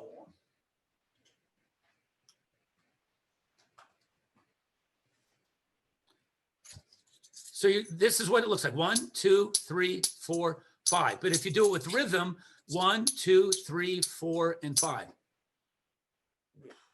You're just sliding it off. 1, 2, and your hand has to do this, and your fingers have to do this. So if it's 1, 2, 3, 4, and the last one really sells it. That looks great. Then you make it vanish. That's 1. Make it vanish. That's 2. You're down to 1, 2, 3, and you say, "Look, I don't go to my pocket. I don't go to my pocket. I don't go to my sleeves. It's right in front of you." And that's when you bring out the other 3 coins that are the split focus gimmicks. And then now you make those vanish as fair as possible, and it really becomes unfair magic. That's great. So for those who want to see that, by the way, I'll do it with like Morgan coins. Okay. So you can see the choices. How does this look from here? Looks good. The camera's at the right angle. A trick with nothing. So if you take nothing and you squeeze nothing, You get something. Something for nothing. And when I do this, it's important to notice I don't go near my sleeves. Every time I don't go near my pockets. Everything's right out in the open. And basically that's the secret. If you're looking at these two, you're not looking at that one. If you're looking at this one, you're not looking over there. It's because it's shiny. I call it shiny object syndrome. You're looking at where it shines, not where it doesn't shine. That's so magical. You start with 1, 0. You start with none, then 1, then 2, then 3, back to 2, back to 1, back to none, full circle finish. I mean, that's just real magic right there. That's just real magic. That's just incredible. And if you add it to this, you've got 3 real coins to start. So that one's gone. They believe it happened there. They believe it happened there. Then you prove there's 3. Then you bring out the gimmick 3 and you do what I just did. It's so bloody unfair. You just made 5 coins vanish into nothingness, but you started with 5, which makes it different. You didn't start with nothing. It's just a different way to do it. You started with 5 and it went 4, 3, 2, 1, 0. What are we looking at? That's incredible. And that's not even one of the routines on the download. No, I just thought of this like a month and a half ago. Brilliant. I showed it to Justin Miller and he goes, that fooled me, right? That fooled me? Did that fool me? That didn't fool me. I definitely know that, right? Did that fool me? Oh my gosh, that is incredible. He's honest about my dishonesty. So, any last parting comments? Well, yeah, I'm going to ask you one last question, Greg. Can you hear when I do this, by the way? I mean, I usually use these, but when I come up here like this, I don't know if you, is it better from a distance? I don't know. It's just, you just do this and it looks, it's hard to tell. Maybe it's the perspective. Yeah. That's hilarious. That's just brilliant. Absolutely brilliant. Yes, I was going to ask you one more question. And the last question I was going to ask you. But I think they're done with me now. I could talk with you for another. I feel like this is an overcooked steak. No, we've still got about 2 hours to go before we get to Sean Farquhar's level. Like, you know, that's a guy that just kept talking and kept talking. But it was so interesting, you know. But Sean can talk. He can talk. And I gotta say, you did a great Sean Farquhar impression the other day on the phone. I'm not going to put you on the spot now, but honestly, it was one of the funniest things I've ever heard. It was amazing. And I'm only doing a friend who's doing a Sean Farquhar impression. It was brilliant. His is 10 times more. It was good. It was good. The question is, what's next? And what I mean by that, and this is a question I ask a lot of my guests, but you have had a career that most magicians could only dream of, and what you have achieved. Forget about the creating side of things for a minute. You know, look at everything that you've done. You don't have to worry about work. You've performed at some of the biggest venues in the whole world. You travel the world performing magic. You get to do what you love for your job, but then you take all of the stuff that you do with creating. Your products are worldwide bestsellers. Everybody loves Greg Wilson. You know that when something comes out, it's going to be amazing. Like if you decided to stop right now, never release another trick again, never perform again, your legacy is set for life. What have you got left to achieve? Is there anything left on the magical bucket list that you want to do, or any other? Yeah, I want to get a Netflix TV special. I want to continue doing my political show where I mix my magic with my politics. I've got a show or a presentation I do in churches called Deception Detection, teaching people how not to be deceived by first deceiving them, showing how easy it is to be deceived. I've got a number of other things that I can't say, but it involves this. Yeah, lots of things. I feel, here's what's interesting. I feel like I'm just getting started. And in magic, we can go till we're old. We just refashion or reframe our character to fit our age. Yeah. You know, I'm going to be 60 years old in August. I What's that? Are you kidding? Yeah, I don't feel 60. You But don't my look point is, right? I'll just resuit my character to be like the world's most interesting man, a reminder for you to go check out that YouTube clip. So they could have got young, hot, bikini-clad girls on the beach to sell beer the way they normally do, or you got this older guy who's 60, 65 plus to sell the beers. It was a masterstroke. So if he can do it, we can do it. And NFL, the National Football League, really stands for not for long, because their average career is 3 years. Take that money and run, invest it wisely. It's not going to be there forever. But in Magic, it's the opposite. We can do it again and again, forever and ever. We just have to reinvent ourselves. And that's how I feel. I'll do this for the next 20 years easily. That's great. That's fantastic. So a lot more things to conquer. And as I mentioned before, I'm not ambitious. I'm not driven. Everything back here was done reluctantly and slowly. Just because someone said, hey, let's do that project. Oh, okay, let's try that. Hey, here's a thing that you've been doing for 20 years. Let's put that on the market. Oh, okay. Again, this one here. I've been doing this 30 years, since 1992, cold case. And someone said, hey, you should put that on the market. I go, yeah, sure, why not? But the thing is, when you create and release Magic, or discover Magic and release it, you've worked with so many different Magic producers, and everyone speaks so highly of you. You don't burn bridges. You know, Penguin, love you. Murphy's, love you. Owen at Big Blind Media, loves you. Every single company that you've ever released anything with, they all talk about you as the consummate professional. Delighted to hear that. I love all those guys. I love Owen at Big Blind Media. Love everybody at Penguin. Love everybody at Murphy's. They're the ones that get me to do this stuff. I just sit on it. And then I share and show it somewhere, and they see it. They go, hey, let's put that out. I go, yeah, I never thought of it. Yeah, well, sure, why not? As long as you're asking. So I never push myself. That's why that took 25 years to put all that stuff out, because I'm not Brad Christian. I'm not the guy who sees an idea and has this great and grand vision and gets it out there for masses to see it. I'm just not good at that. So if I get a project manager, then it's going to be, you'll never get rid of me. Greg, it's been amazing. One more time, most of your stuff is available at it's right here at the bottom of the screen right now, thesecretsource.com. You ship worldwide, right? There's no excuse for anyone anywhere in the world to not order from you. The stuff that's not available in Magic dealers, you still probably carry it. Name one thing that you couldn't get that I might have. I had a few people ask me about Freaky because I performed it on the channel. Okay, that's the one that I'm going to put out again on my, actually, you know what? That's not even on my list of 20. Ugh. Yeah, I have to, I've got to put that out again. So I'm glad you reminded me, so much so I'm actually going to make a note, and I'm going to put that out on a online instructions too. That's on my list. Good. That makes it official. It's amazing. It really is. I'm trying to think of other stuff that people don't know. Pointless, obviously. We've talked about that. That's available on there. How about your stockholder wallet? I don't put that out.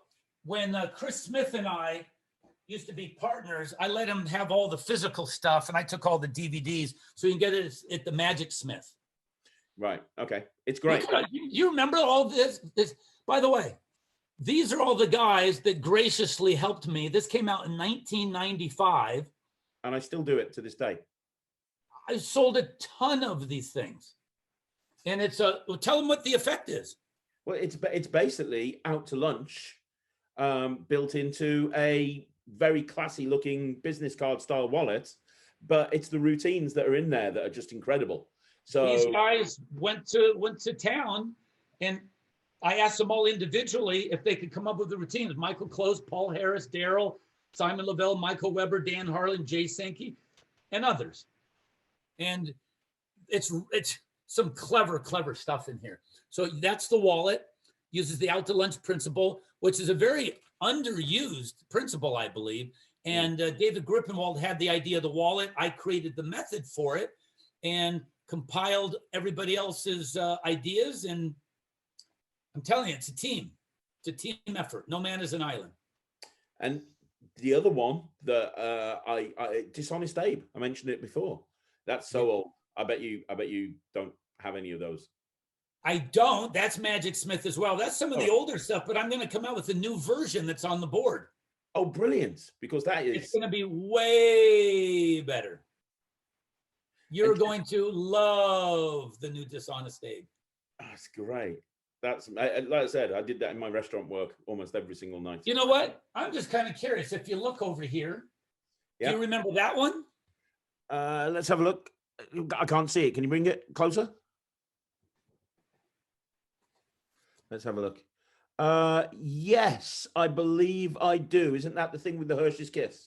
Yes. Yeah. Look how old that, you can tell how old it is. Look at that stuff on my head. My God, that's hair. I've had girls tell me I look like a cross between a Turkish banker and a Mexican game show host. That's not the Greg Wilson that we know now. What's that thing on my upper lip? I think it's a cockroach, maybe. A cockroach, chocolate milk. That's. I look back at that. I go, who is that guy? Well, I mean, your style has changed so much since then. Yeah, you know, it's interesting. It's very interesting you say that. And we'll end on this note, actually. Okay. I'm going to put all that stuff out with commentary. Okay.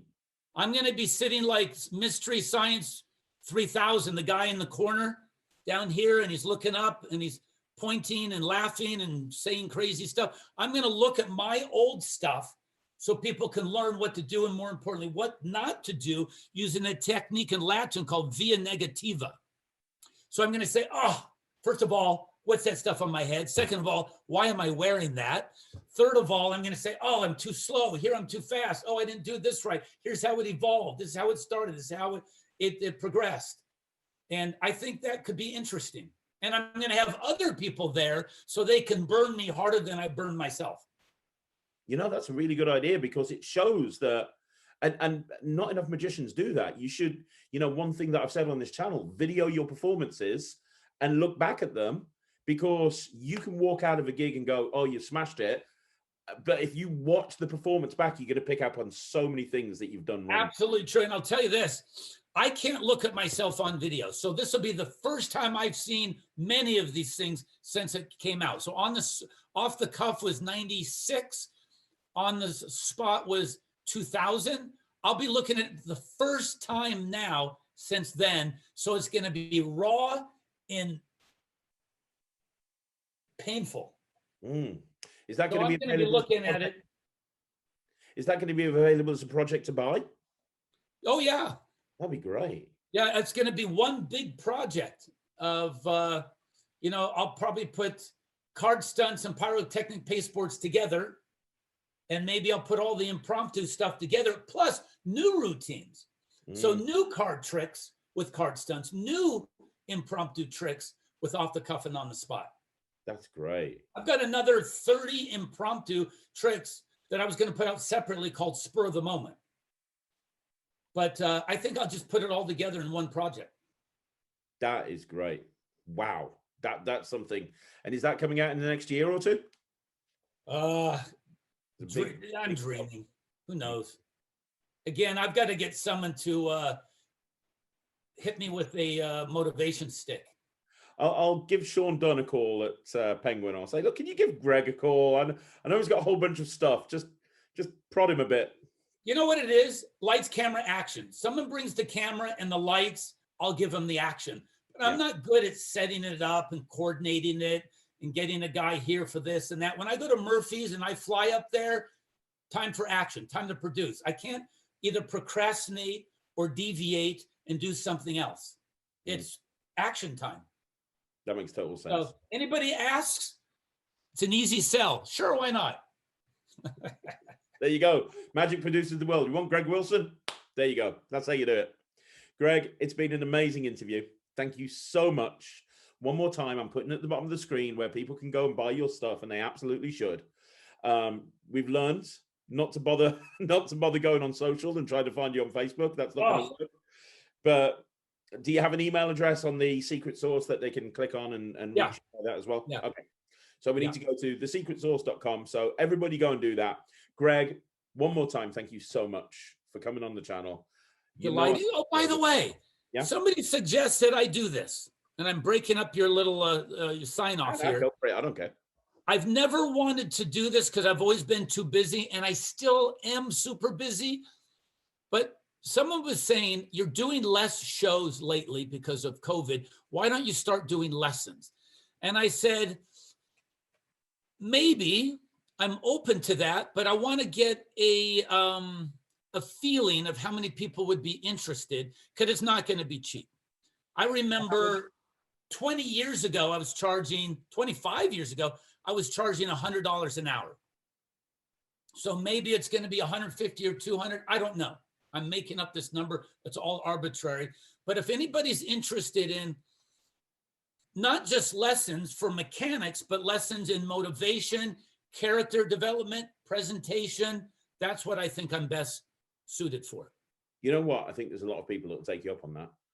If they're interested in doing that, can they email you at the secret source? Yeah. Yeah, I think that's a great idea. I think so. That's a great idea. And it's not going to last forever, because when this, the quarantine of this scamdemic is lifted, then I'm going to be doing a lot more shows again. So I don't know how long this window of opportunity is available. Okay. I'm not saying I'm in great demand. I'm just saying, take advantage now while you can. You know what? I really, and with Zoom the way it is and how many people use this platform, it's so easy to do this, to just set up something and speak to anybody anywhere in the world. So yeah. I think that, I'm very, what's the word I'm looking for? I'm no prima donna. I'm easily available. Just remember, no eye contact. I want green M&Ms. In fact, I want them WWs.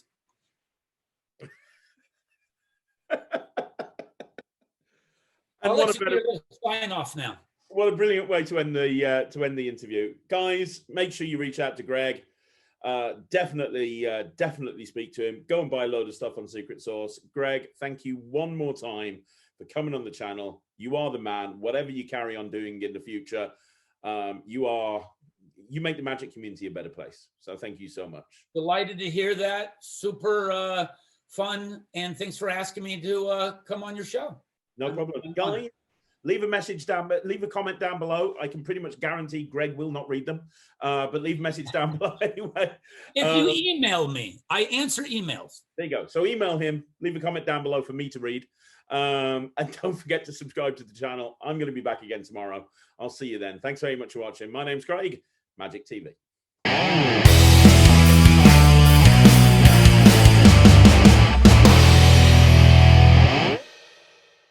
So speaking of new ideas, there's something I put out a couple years ago, but only through lectures. I only sold it back of the room, back of the room sales. It's going to be available en masse in about a month. And it's this. So if you saw my lecture, you remember this.